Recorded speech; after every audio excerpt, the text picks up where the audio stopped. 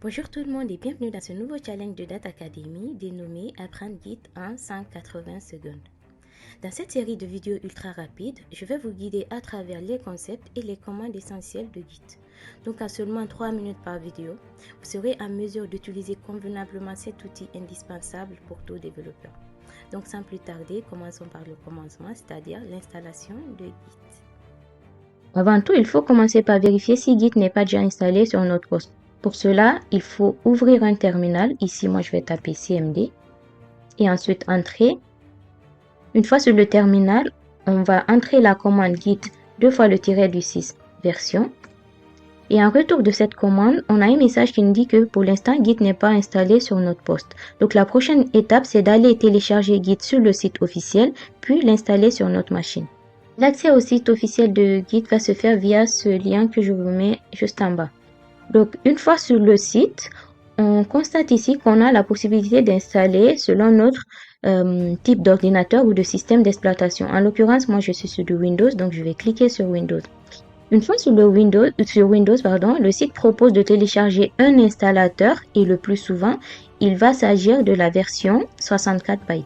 Donc, je clique là-dessus pour télécharger. Après le téléchargement, je vais double-cliquer sur l'installateur pour pouvoir l'installer.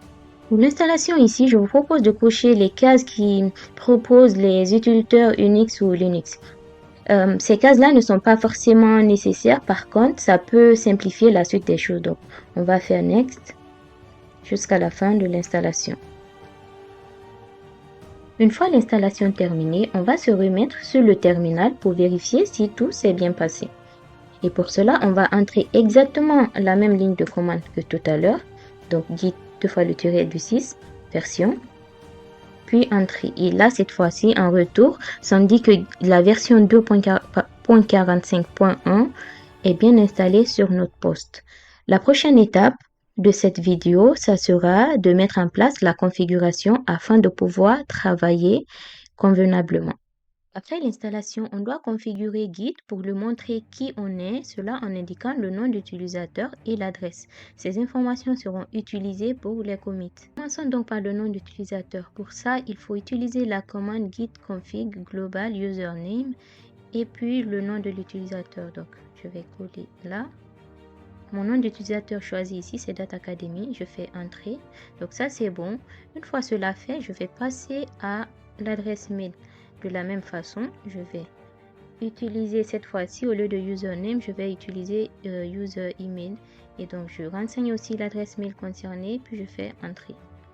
Étant donné que nous allons éditer du test et manipuler la console simultanément, je vous propose ici d'utiliser un outil qui permet de faire les deux simultanément.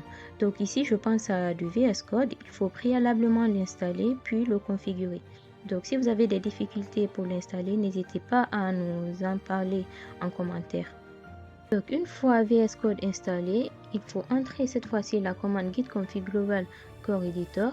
Et là, vous faites entrer. Et de cette façon, la configuration du VS Code est également terminée sur notre environnement.